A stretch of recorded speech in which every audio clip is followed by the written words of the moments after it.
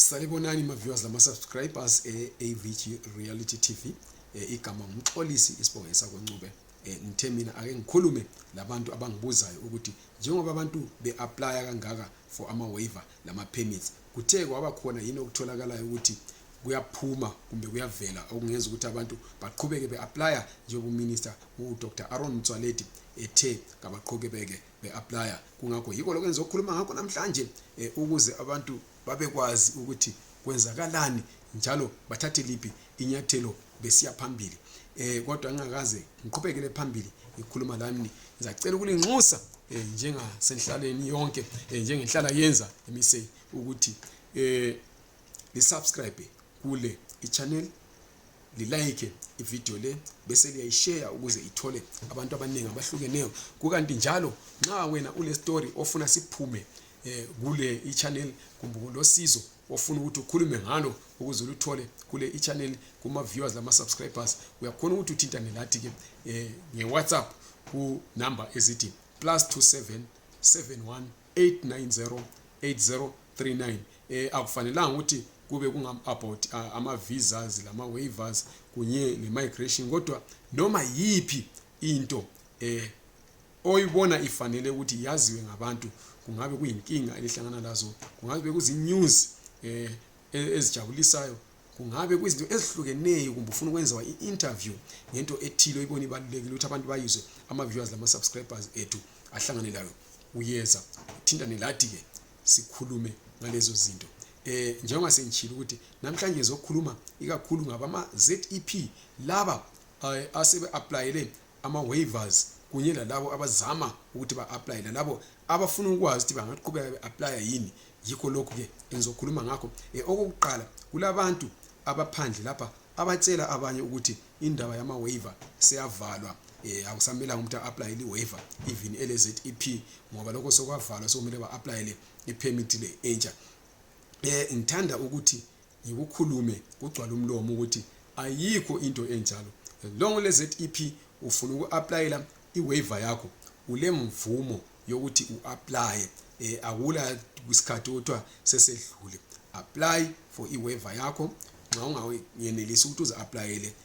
thola usizo uapplyele i-waiver izothatha 4 to 7 months ukuthi iphume isingathatha isikhathi esedlula leso kodwa i-applyele uhulumende uyazi ukuthi bangaka sebe-applyele uyazi ukuthi bangaka sebethole ama-waivers uyazi ukuthi bangaka bangakaphendulwa njalo nxa sokufike isikhathi sokuthi kuyavalwa bengakatholi usizo uzongezelela uhulumende izinsuku asikwazi zizoba ngayi kodwa qhubekani le-apply lingahlali phezulu kwezandla ngoba ukungezelelwa kwezinsuku kuya ngokuthi lina lenzeni ngesikhathi bekufanele ukuthi lenze ama-applications ngaso njalo akusinkinga yenu yini ukuthi kuze kuvalwe lilokhe lingaka-apply bese mphendula ke labo abathi bona ama-waiver njengoba abantu beya-apply abanye sebelama 2 years belindile ayaphuma yini sebeze bedideka ukuthi benzeni besiya phambili ama-waiver ayaphuma kuleli iviki esisuka kilo kuphela ngihlangane kumbe ngithi kusukela kuviki leli liphele kusiza kuleli abantu mina sengikhulume labo aba-applyela ama-waivers asebewatholile bayafika 10 ngabantu laba asebengilandile bantshethi ayi ndoda sesiwatholile thina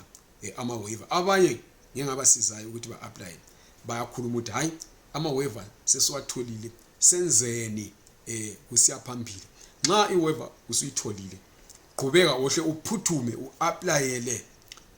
i-work visa oyibona ikufanele kungaba i-general work visa i-applyele usasemanje ukwenzela ukuthi uhlale ulinde into oyenzayo ukuthi oyaziyo ukuthi iyaprocesswa isikhathi sisasekhona xa ufuna ungulwana uphethe business applyela i-business visa kuningi okufunakalayo kwedlula okufuneka nxa usa-applyela i-waiver kungakho nxa usuku-permit stage kuningi kakhulu okufuneka kulezi ncwadi eziningi kakhulu ezibhalwayo ezibhalwa nge-employer ziyafika 6 ezibhalwa nge-employer ngoba kumele akubhalele i-company background kufanele ukuthi u-employer akubhalele i-letter of motivation kumele akubhalele ama-letters of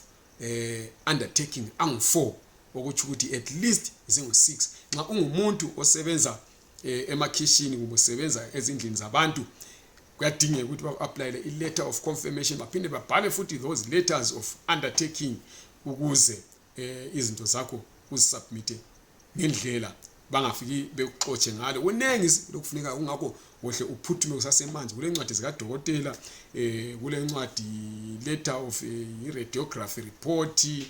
lani okuvela kudokotela lakho zingiphili futhi ezivela kudokotela njalo kule mali ozomane ukuthi uyikhuphe, kukanti kule 3255 okumele njalo uyikhuphe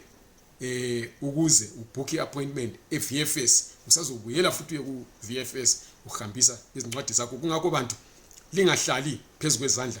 phuthumani li-applyele ama-waiver nxa lingaka-apply kodwa liphethe ama-ZEP. Kukanti labo asebetholile ama-waiver kabaphuthume futhi lawo ba-applyele ama-permits, ngoba isikhathi siyahamba, sesiku-April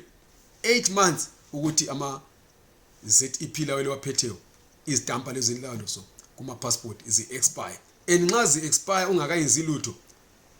uchaya phansi, awumi uchaya phansi. Nxa ufuna uku-applyela le ZEP entsha e-expire mhla ka-28 November ngo-2025, lakho phuthuma kusasemanje, ngoba umhla ka-31 December ngavela chaye usu-illegal eSouth Africa, ngaphandle nxa umtswaledi esengezelele ama-days, and ayikho igaranti yokuthi uzokwenza lokho, ngoba lina lingatshengisa ukuthi alifisi ukuthi li-apply. Usengavuka athi aba-applyeleyo yibo kodwa esembangezelelayo, abanga-applyanga jani phansi, uyabe sokubotshwana futhi sokuqalile vele kubotshwana, abaningi likubonile. Kungakho lasemsebenzini amakampani azabotshwa amaningi kakhulu aqhashe abantu abangelama documents okuba eSouth Africa. Umthetho uyawoma usiya phambili. Kungakho zamani ukuphuthuma lenze lokho ufanele likwenze njengokutsho ukahulumeni. Ngiyabonga, lingakhohlwa ukusubscribe kule i-channel nokulike le video kunye lokuyishare. Kodwa njengoba ngitshilo, nxa kukhona elifuna ukuthi sikuveze emsakazweni sithinteni, nxa kukhona elifuna ukuthi silisize ngakho lakho lisithinte. Ngiyabonga kakhulu, libe losuku oluhle.